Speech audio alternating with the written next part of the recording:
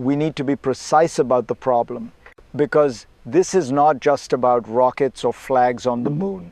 The real issue is dependency. The United States depends on space more than any other country on Earth. Navigation, timing, intelligence, communications, military coordination, global trade. Space is no longer a frontier. It is infrastructure. At the same time, America is no longer alone up there.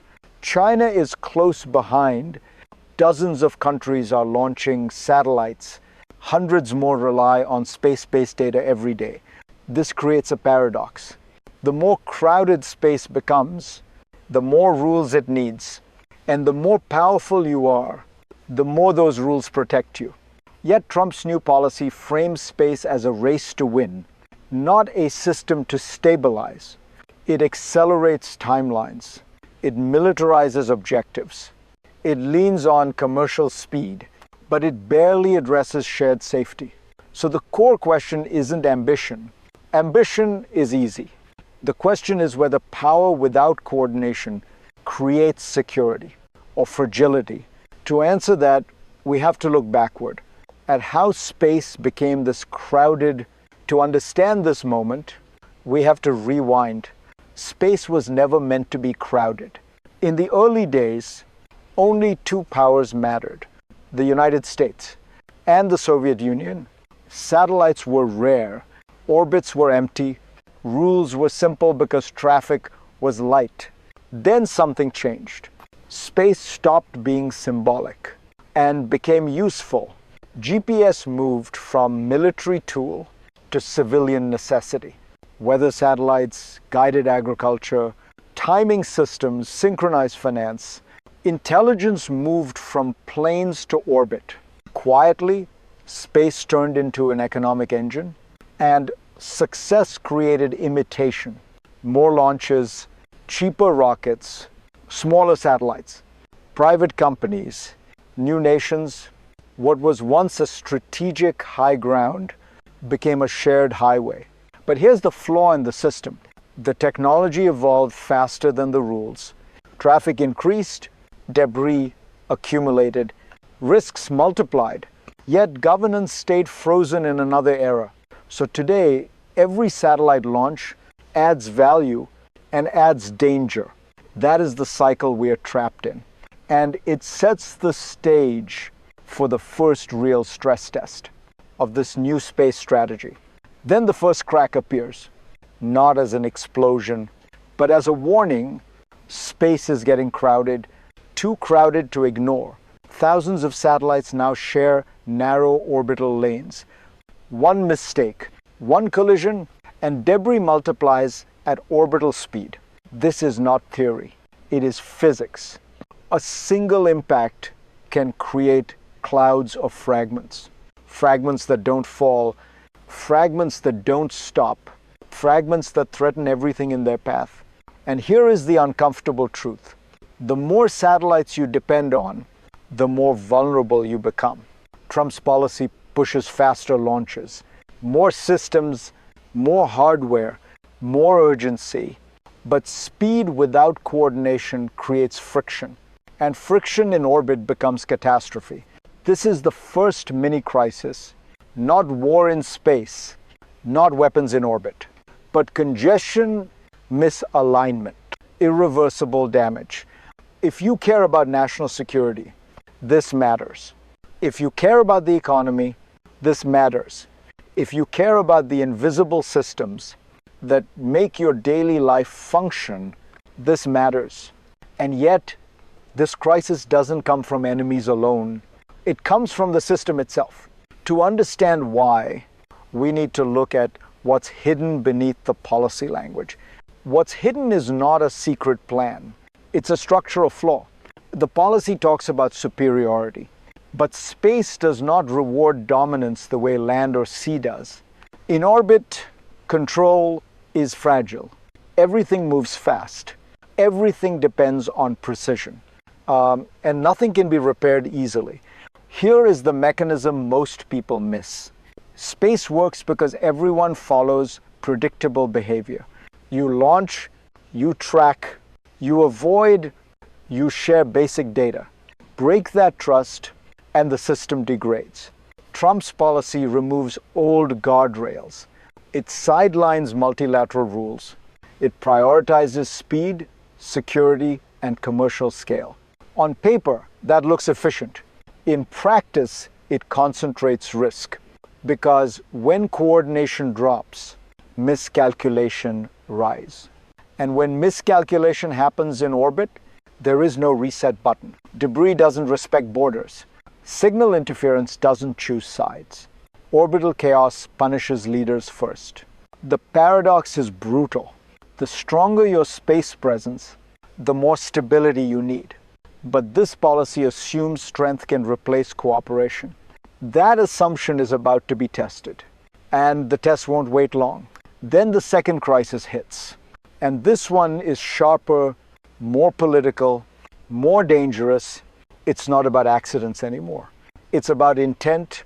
Trump's policy calls for nuclear power in space, missile defense systems above the atmosphere, explicit language about countering adversaries. This changes the signal.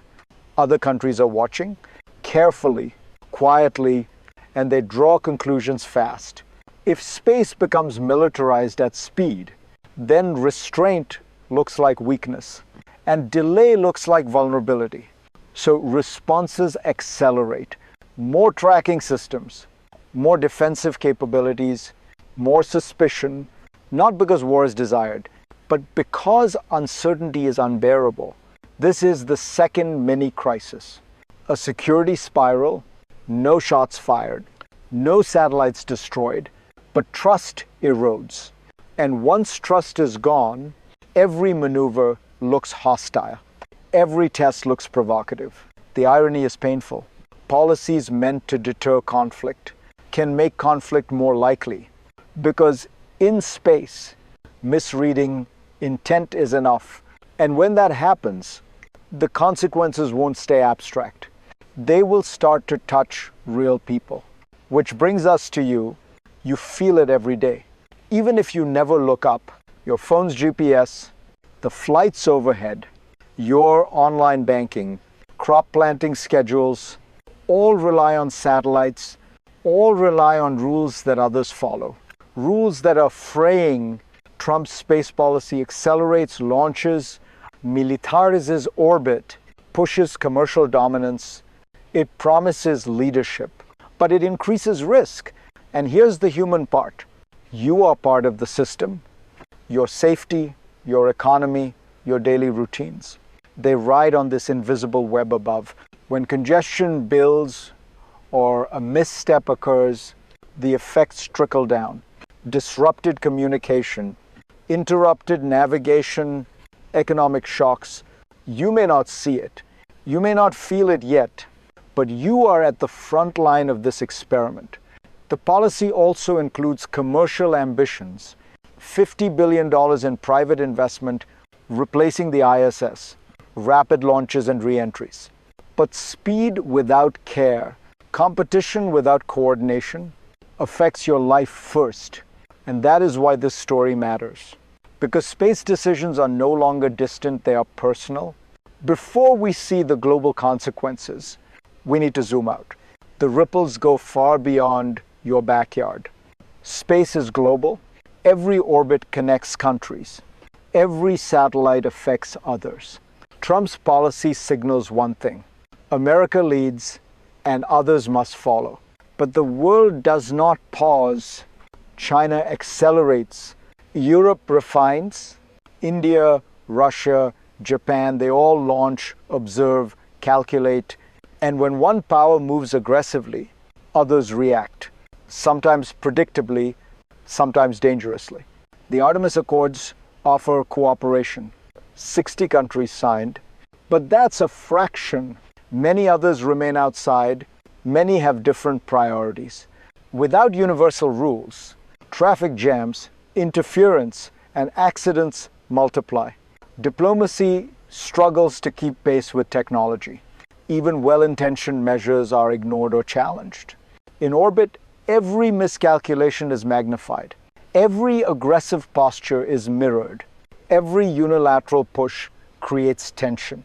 So US ambitions, no matter how bold, cannot succeed in isolation. The stakes are clear. The stage is set. And the world is watching. Next, we look at what the future might hold. 3 paths emerging from this complex web. Here is where we imagine the future. 3 paths stretch ahead. The first, the optimistic route. America leads, yes, but with rules. Cooperation grows. Commercial space thrives safely. Moon bases, Mars probes, global trust, all aligned. This is a space age built on foresight, not just power. The second, the middle path. Ambitions accelerate, but coordination lags. Conflicts flare occasionally. Debris grows. Commercial gains continue, but the system teeters on fragility. We survive, but narrowly. The third, the cautionary route. Rushing, unilateral, militarized, accidents multiply. Misunderstandings escalate. Satellites collide. Trust collapses. Space becomes hazardous. Even daily life on Earth suffers. The lesson is clear. Dominance without cooperation is dangerous. Speed without rules is fragile. Power without foresight is a trap. Your country, your economy, your life, all ride on choices made now. The question isn't whether America will go to space. It's whether it will go wisely. And that decision shapes the world for decades. Before the conclusion, remember, the orbit you depend on is not neutral. It is political, strategic, and profoundly human. And now we come full circle. Space is no longer a distant frontier. It is the backbone of modern life. It touches your phone, your bank, your commute, your food. Trump's policy promises dominance.